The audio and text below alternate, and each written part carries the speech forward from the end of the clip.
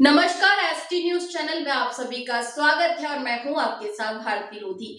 आइए रुक करते हैं आज की खास खबर की ओर। कोलार क्षेत्र में सिंधी समाज को एकजुट करने और सामाजिक समस्याओं के समाधान के लिए लंबे समय से सक्रिय समाज सेवी सुनील सचदेवा ने अपनी सामाजिक गतिविधियों से अलग पहचान बनाई है। वर्ष 2004 से सिंधी समाज के बीच सक्रिय सुनील सचदेवा का कहना है कि उन्होंने समाज के लोगों को एक मंच पर लाने और उनकी समस्याओं को उठाने के लिए लगातार प्रयास किए हैं। सुनील सचदेवा के अनुसार सिंधी समाज को धार्मिक और सामाजिक रूप से जोड़ने के उद्देश्य से उन्होंने भगवान झूलेलाल की प्रतिमा स्थापित कर पूजा अर्चना की परंपरा को सामूहिक रूप से आगे बढ़ाने का प्रयास किया। उनका मानना है कि समाज की एकजुटता ही उसकी सबसे बड़ी ताकत है। समाज सेवा के क्षेत्र में सुनील सचदेवा द्वारा गरीब परिवारों की बेटियों और महिलाओं के विवाह में सहयोग, जरूरतमंद युवाओं को रोजगार दिलाने के प्रयास और पारिवारिक विवादों को सुलझाने में महत्वपूर्ण भूमिका निभाने का दावा किया जाता है। कई ऐसे परिवार जिनमें आपसी विवाद के कारण रिश्ते टूटने की स्थिति बन गई थी, उन्हें समाज के वरिष्ठ लोगों के साथ बैठकर समझाइश देकर परिवार को फिर से जोड़ने का प्रयास किया गया।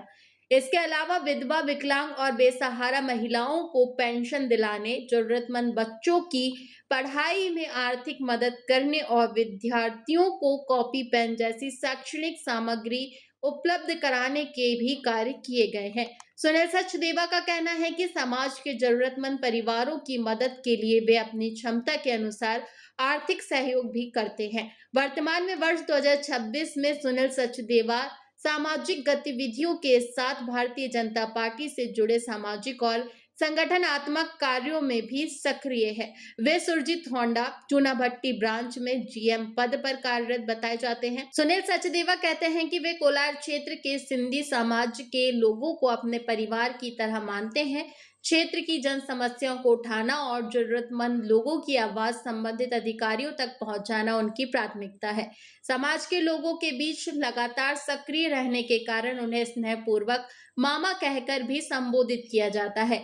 समाज सेवा को अपना दायित्व मानने वाले सुनील सचदेवा का कहना है कि पद और प्रतिष्ठा से अधिक महत्वपूर्ण लोगों के काम आना है। यही सोच उन्हें वर्षों से समाज के बीच सक्रिय रहने की प्रेरणा देती है। 20 परिवारों को, सिंधियों की बेटियों को अपनी बेटी मानकर, जिनके तलाक हो गए थे, जिनको अपने घर तक पहुंचाने में अपना सहयोग प्रदान करने वाले सुनील सचदेवा, जो समाज सेवा का उन्हें पुरस्कार से सम्मानित करेगी इस बार समाज सेवी। सर, जो 20 परिवार की लड़कियों को आपने तलाक होने से बचाया है, सर उसके लिए क्या कहें?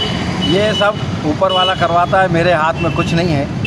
ये सब ऊपर का माध्यम है। परेशान हुए तो समाज के पास आए, समाज ने उनका सहयोग करा और उनको जोड़ने का काम करा।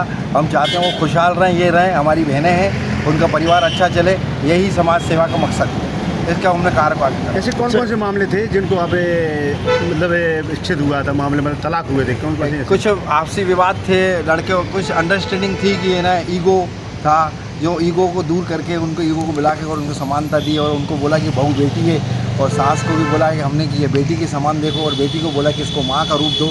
ऐसे समझाइश करके उन परिवारों को जोड़ा। अच्छा सुनील सचदेवा जी, जो आपके समाज ने एक बैरागढ़ में एक केंद्र बनाया है, मंजू संस्कार केंद्र, जिसमें समाज द्वारा बहू, बेटी और सास बहू को ट्रेनिंग दी जाती है, जिसके 3 सिलेबस है, तो उसके माध्यम से भी क्या प्रेरणा आप देते हैं? जो प्रेरणा हम देते हैं, हम आने वाले समय में, हमारे 25 साल होने वाले हैं समाज के, हम ऐसा केंद्र बनाएंगे कि अब न भंडारा करेंगे, न त्यौहार निकालेंगे, हम शिक्षा पे और एजुकेशन पे ध्यान देंगे, जिससे पीढ़ियों को आगे जाके आने वाले समय में लाभ मिले।